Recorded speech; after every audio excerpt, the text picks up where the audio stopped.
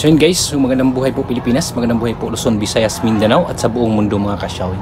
So for today's video mga kasyawing, mayroon po tayong panonoorin na isang video mga kasyawing. Kung interesado po kayo, sabay-sabay po natin panoorin po ito mga kasyawing.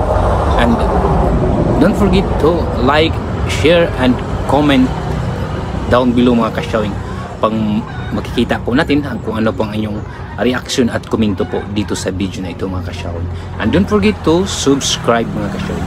Kung interesado po kayo dito sa video na ito mga kasyawin, para po makilala nyo kung sino po yung mga mayor na natudas nung panahon ng war on drugs ni Pangulong Rodrigo Duterte mga kasyawin. Marami pong mayor ang natudas dahil konektado daw po sa illegal na droga mga kasyawin. So panoorin po natin ito, sabay-sabay po natin panoorin para po makikita natin at mabilang natin kung ilan yung mayor na natudas ng panahon ng war on drugs ni dating Pangulong Rodrigo Duterte mga kasyawin. Huwag na natin patagalin pa mga kasyawin, sabay-sabay natin panoorin sa mga interesado lang po. Tinaguri ang The Punisher na si Pangulong Rodrigo Duterte. Naging matunog ang pangalan ni Duterte nang dahil sa advokasya nitong sugpuin ang napakalaganap na problema ng drug sa bansa. Sa mismong pag-upo ni Duterte ay talagang binuweltahan kaagad nito ang operasyon kontra droga kung saan ikinasa ang Project Double Barrel na tinatawag bilang Oplan Tukhang at Oplan HVT o High Value Target. Naging madugo ang naturang war on drugs ng pamahalaan kung saan umani nga ito ng pambabatikos galing sa oposisyon.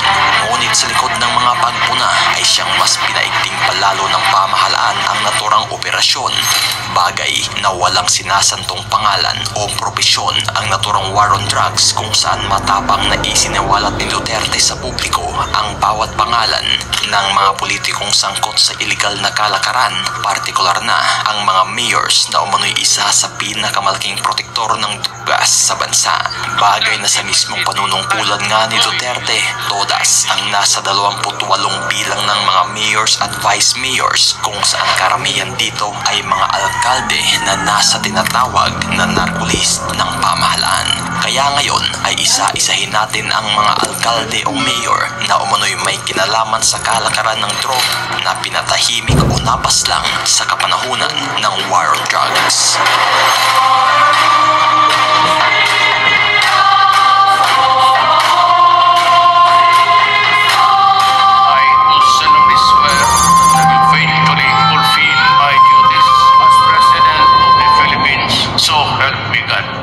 Bago pa man maupo bilang Pangulo si Mayor Rodrigo Duterte, naging mainit na sa mata nito ang naturang kalakaran ng iligal na droga sa kanyang pinamumunuang syudad sa Davao. Bagay na nang kumandidato nga ito bilang Pangulo ay talagang panay paalala na ito sa mga sangkot sa iligal na hanggat maari ay tumigil na ng dahil talagang wala umanong puwang ito sa lipunan at nagbabantang totodasin sa panahon ng siya'y mahalal.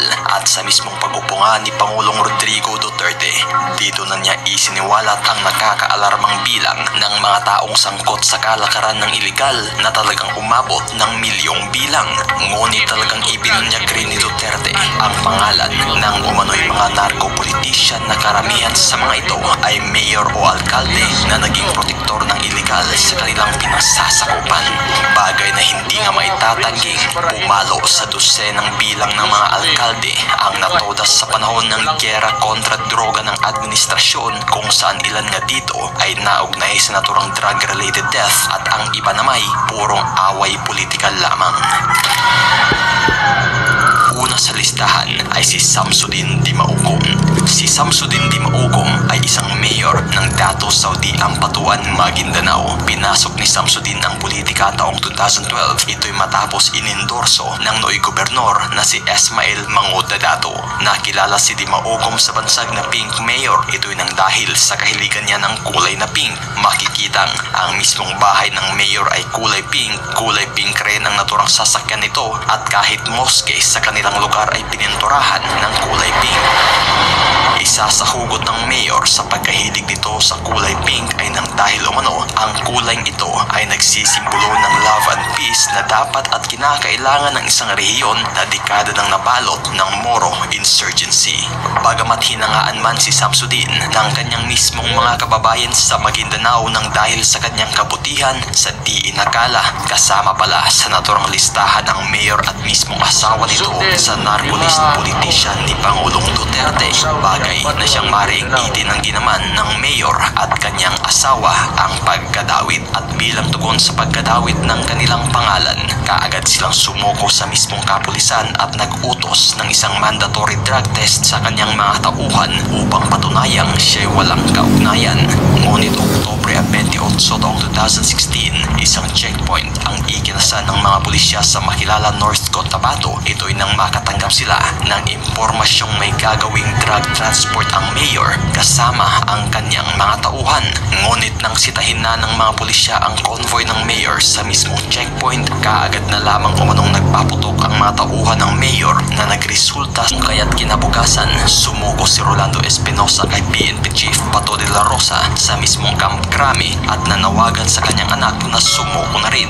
Dito na inamin mismo ni Rolando ang pagkakasangkot ng kanyang anak sa illegal na kalakaran kung saan mayroon pa nga itong standing warrant of arrest. August 24 taong 2016, ilang araw lamang matapos ang pag-surrender ni Espinosa, kaagad itong tumungo sa PNP upang humingi ng tulong at proteksyon ukol sa umano'y natatanggap niyang banta sa buhay, at isisiwalat din niya umano ang mga koneksyon ng kanyang anak ukol sa illegal na kalakaran. Bagay na kaagad nga itong isinailalim sa police custody, at sa paglipas ng ilang buwan, Oktubre 5, isang search warrant ang ginawa sa mismong tahanan ni Rolando Espinosa kung saan nakumpiska ng mga otoridad ang mga nakatambak na armas at mismong mga illegal na gamot, kung kaya't kaagad na inaresto si Espinosa at dinala sa Baybay Leyte Regional Trial Court. Ngunit isang buwan ang lumipas, Nobyembre 5, todas si Mayor Espinosa at ang kapwa inmate nitong si Raul Yap sa kanilang mismong siyelda sa Baybay Leyte Provincial Jail. Ito'y matapos umanong manlaban sa mga CIDG operatives. Si Reynaldo Paruhinog ay mayor ng Ozamis City sa Misamis Occidental. Taong 2001 nang unang maupo bilang mayor si Reynaldo, kung saan naging matagumpay ang political career nito na umabot ng 5 termino. Ngunit sa likod nito, kilala rin ang mga Paruhinog sa Ozamis sa kanilang illegal na kalakaran, kung saan konektado pa ito sa kilalang notorious syndicate group na Kuratong Balileng. Bagay na taong 2016, isa si Paruhinog sa humigit 100 public officials na pinangalanan ni Pangulong Duterte na may kaugnay o sangkot sa illegal na kalakaran ng bato. Ngunit marin mang itinanggi ni Reynaldo ang mga paratang sa umunoy pagkakasangkot niya sa illegal. Bagay na talagang malakas ang ebidensyang hawak ng mga otoridad na magdidiin sa kanya.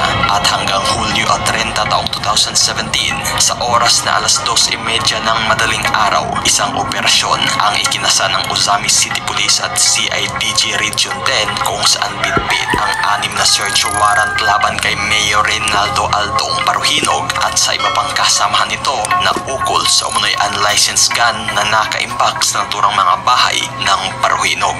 Ngunit ang naturang operasyon ay talagang nauwi sa madugong bakbakan, kung saan ayon pa't pinaputukan umano ng mga tauhan ni Paruhinog ang mismong mga otoridad na nagresulta sa sagupaan sa naturang insidente. Todas ang 15 personalidad kabilang na si Mayor Reynaldo Paruhinog, asawa nitong si Susan, kapatid nitong si Octavio at Mona, at iilan nilang tauhan na kasamang nanlaban.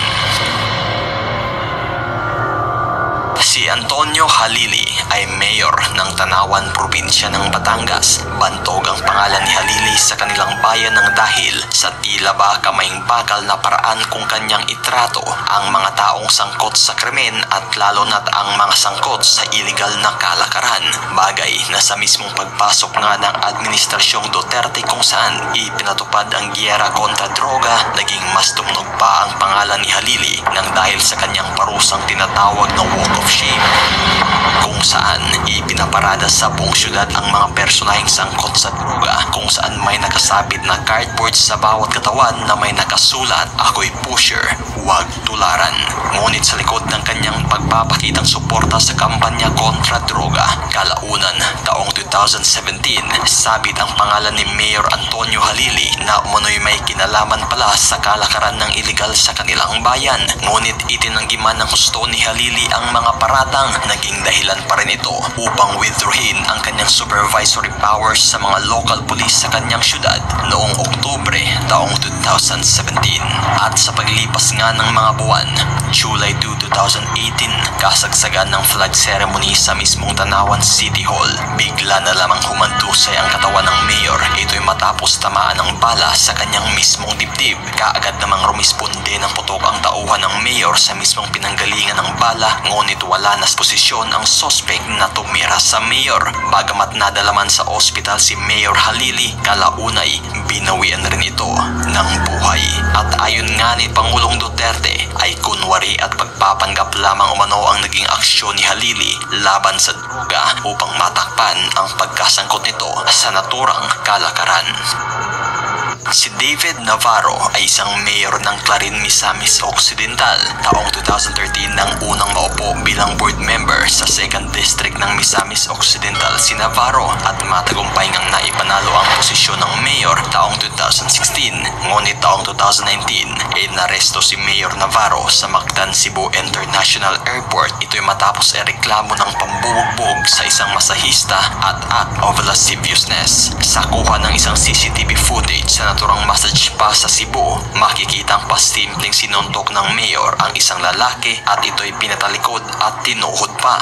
Ang naturang pambubugbog ay resulta umano sa paghindi ng lalaki na bigyan si mayor ng babaeng masahista, bagay na nagalit umano ito.